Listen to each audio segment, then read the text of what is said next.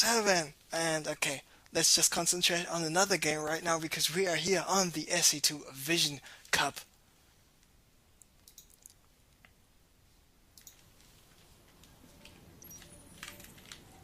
So, ladies and gentlemen, mesdames et messieurs, meine Damen und Herren, señores y señoras, welcome back. It is semi-final number 1. We got BlinG playing here on Metalopolis against Cars. It is orange against yellow. Cars here spawning as the favorite at the 6 o'clock yellow Terran. Meanwhile, at the 12 o'clock orange Protoss, we have BlinG from the UK. Cars, of course, from the Ukraine. Even though Cars might be and will be and is the favorite to win this game and the whole series, which will be played as the best of 3. BlinG is absolutely a force to be reckoned with because he is a very, very well playing Protoss player from Great Britain, and of course sometimes the Protoss player with an interesting strategy is able to surprise the Terran player and maybe knock him out and just cost him one game. We just saw, actually we didn't saw it literally, but we saw the result. Freemind, the Protoss player from the Ukraine apparently as well, was able to take off one game of Cars in this best of 3 series in the quarterfinals already, so he is warned, but Cars is considered one of the better PvT Terran players here on the European service, and because of the fact that we have a British and a Ukrainian player, this is an all-European semifinal here for the SC2 Vision Cup. I just finished with my first beer, so looks like I'm going to get myself another one, and I can do this right now because let's show you the first person perspective as Origin. I'm just moving over here with my chair because actually at the moment I'm too lazy to stand up. So got my beer, moving over here once again, and just let me get a bottle opener. By the way, do we see any interesting things coming up? No proxy action, no unusual buildings, no super fast gas, and what about the probe? Probe will make it out there alive. So, in 3, 2, 1, here we go. And how do the people in France say? A votre santé. How do the people in Russia say? Na zdarovya. How do the people in Japan say? Ganbai. How do the people in Korea say? Kanpai. How do the people in Finland say? Kipes. How do the English people say? Cheers. How do the people say it in Germany? Prost. How do the people say it in the Scandinavian region? Skål. And how do the people say it in Italy? Salute. Or was it Spain? Anyway, so, a lot of different languages as always here. I am Special Enjoy, so let's see what those two guys are doing. And BlinG is doing nothing at all. He's just has out one gate, and that's about it. So I'm really curious where this is going, because on the other hand we see Cars is going for the factory with the tech lab. He's going for the command center. It is halfway done. He's got the second refinery up and running. And it's just a robo facility, and that's about it. But the robo facility is being proxied. So, proxy robo facility coming up by BlinG, and of course, robo facility units like the Immortal is of course a good thing to have against factory units. But on the other hand, the siege tank will be able to survive quite long just because of the fact that Cars got the Marines out here with the reacted barracks in the bunker, and 4 Marines in the bunker will be able to deplete the shields of this Immortal quite fast, and as soon as the shields are depleted, the tanks actually can deal their insane amounts of damage against those armored units, like the Immortal, like the Stalker, etc, etc. Now we see gate number 2, gate number 3 coming up for BlinG, so he will be on 3 gates in total, so 3 gate robo as it is. BlinG will not expand anytime soon, if not even at all. And Cars is going to expand, but not just yet.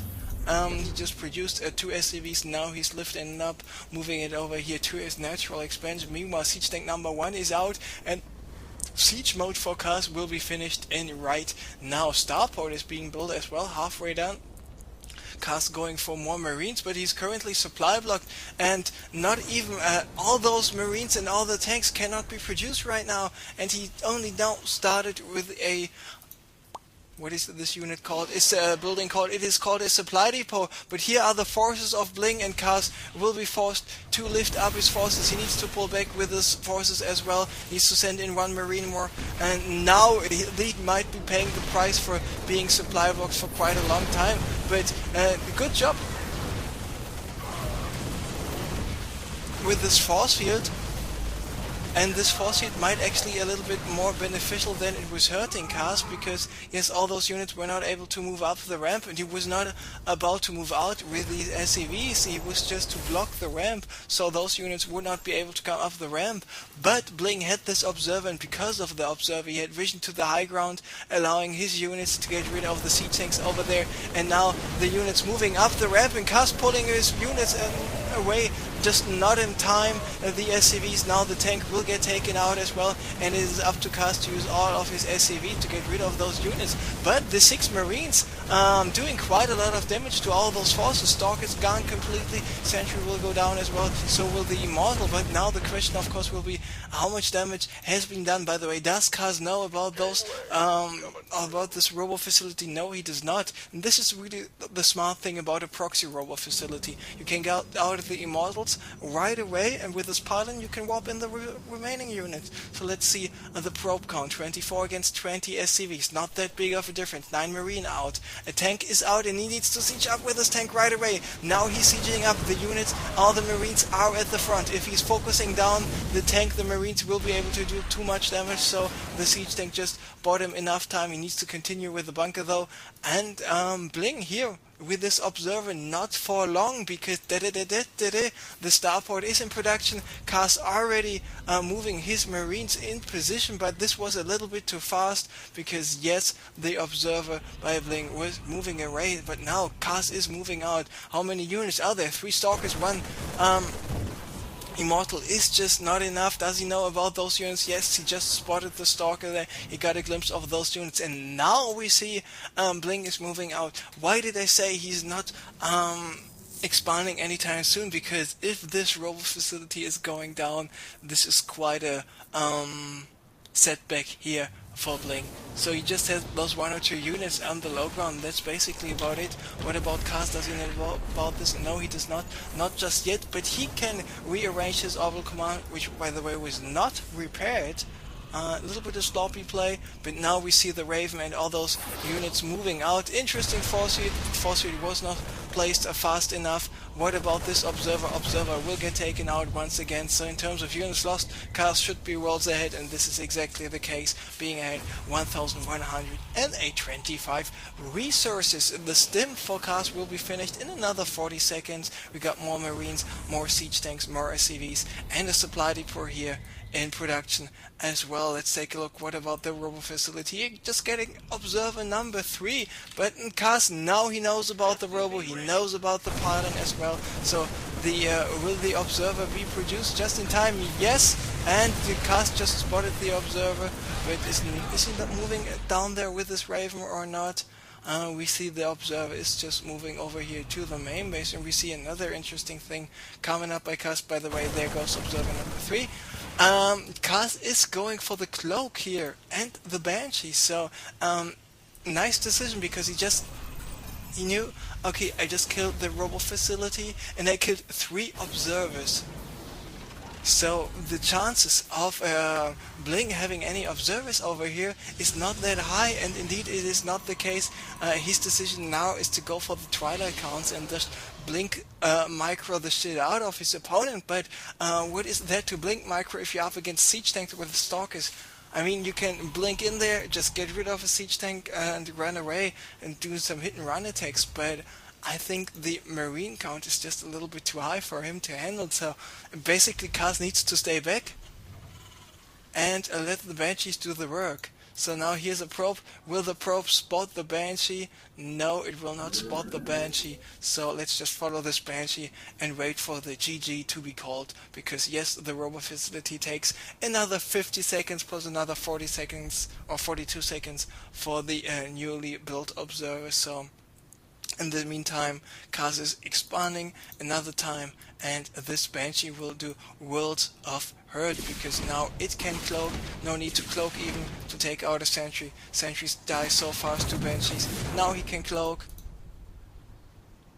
And Duffy is lagging, aka McLurk.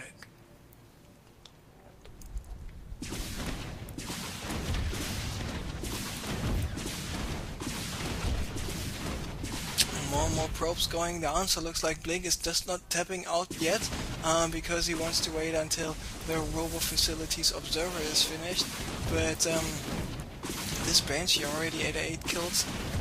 Corporal Banshee here just killing more and more stuff, and now Kaz is moving out with his remaining forces, and BlinG with not being able to mine at this location.